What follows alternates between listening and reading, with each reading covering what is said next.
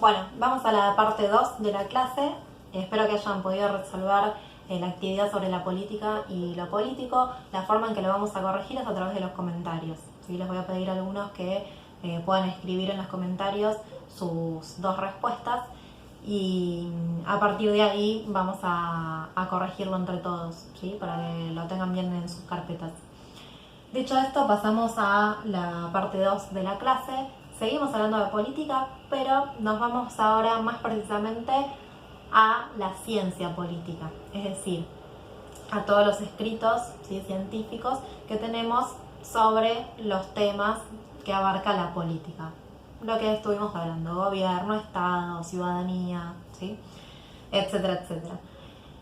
Estos científicos que llamamos politólogos, ¿sí?, los especialistas en política, no van a escribir todo de la misma manera. Van a tener diferentes visiones sobre lo que la política es, sobre el objetivo que tiene la política, ¿sí?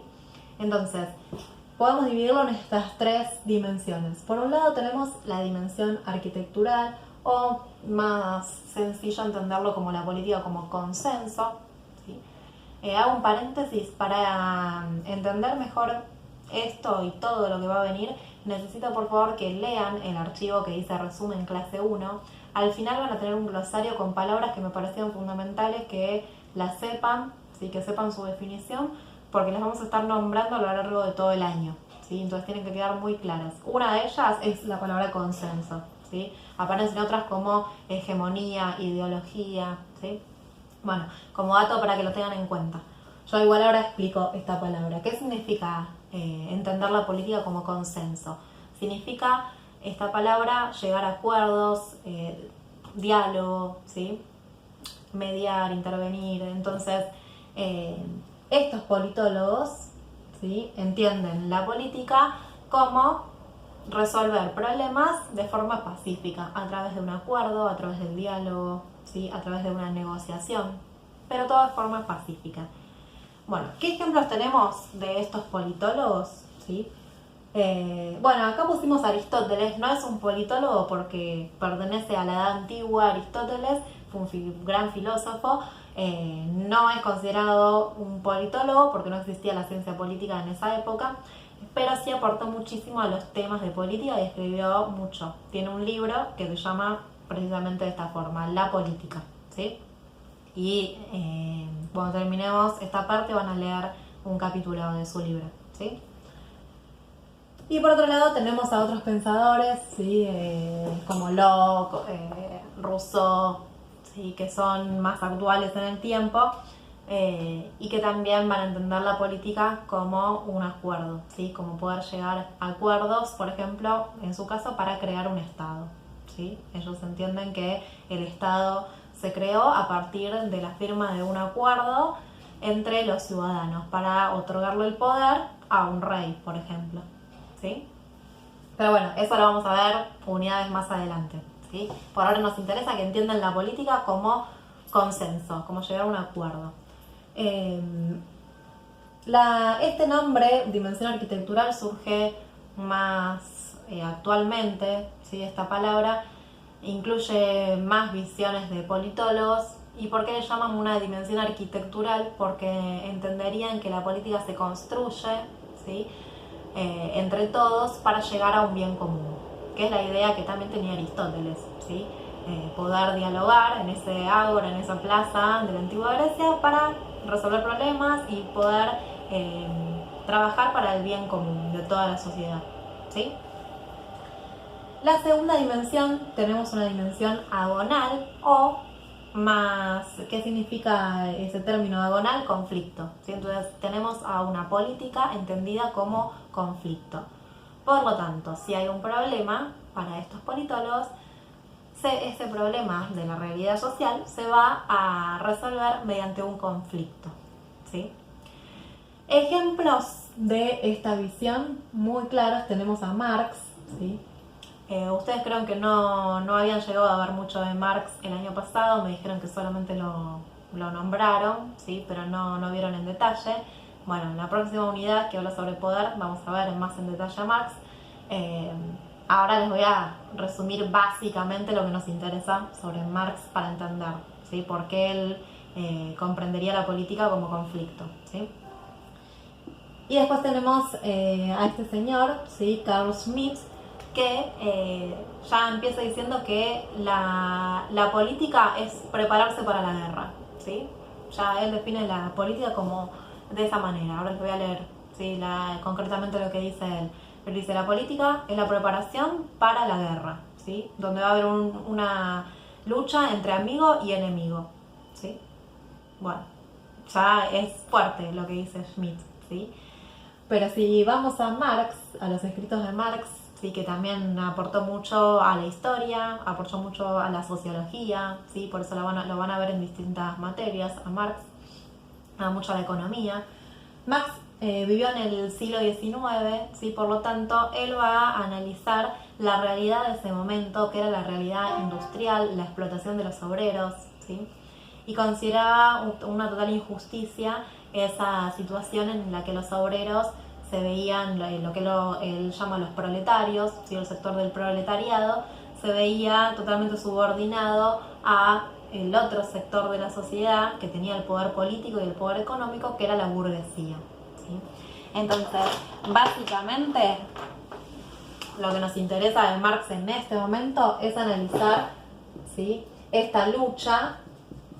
Hay una lucha social, ¿sí? Que se va a dar entre la burguesía y el proletariado, ¿sí? Según su visión, ¿qué tenía que hacer el proletariado? Tenía que hacer una dictadura, ¿sí? Tomar el poder por la fuerza para sacarle el poder a la burguesía y así poder generar una igualdad de clases, ¿sí? Donde no haya más explotación.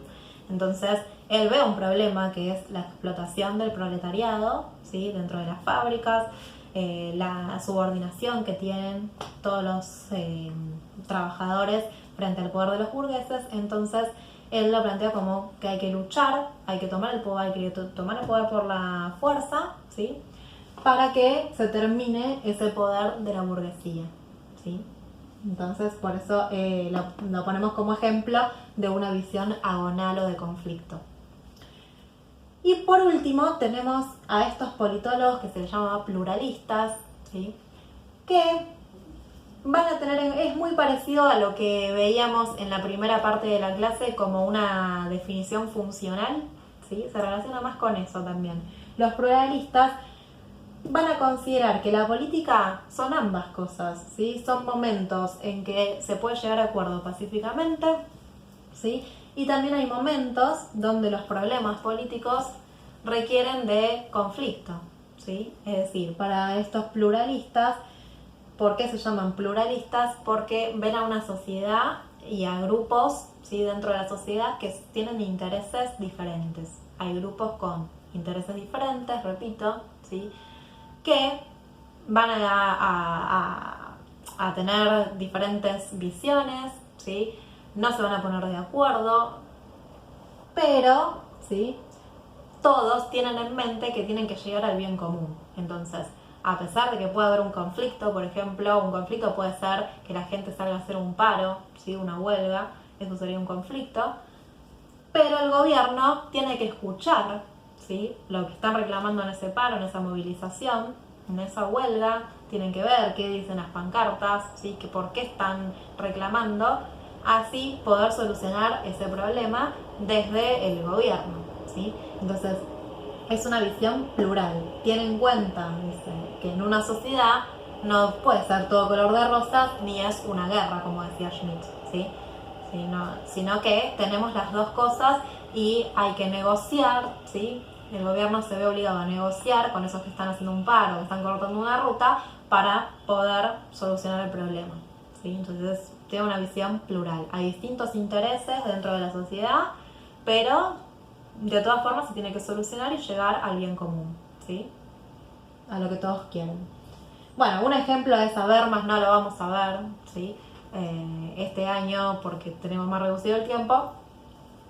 Pero bueno, es un politólogo y también sociólogo que habla sobre la comunicación, ¿sí? Relacionada a la política, ¿sí?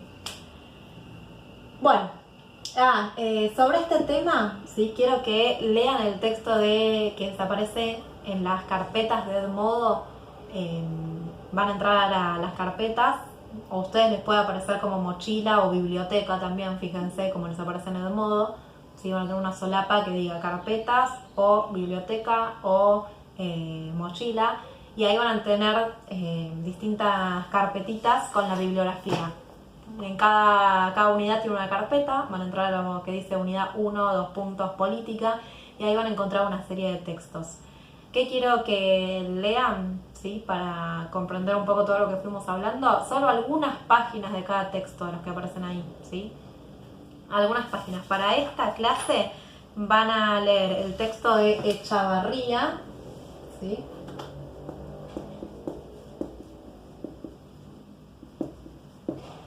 Van a leer el texto de Echavarría, sobre todo las páginas 158 a 160, ¿sí?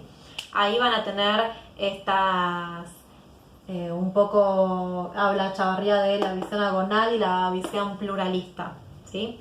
Por ejemplo, una parte del texto, cuando habla de la visión agonal, hace referencia a Schmitt, ¿sí? Y Schmitt dice, la política es toda la actividad política, es preparación para la guerra, dice.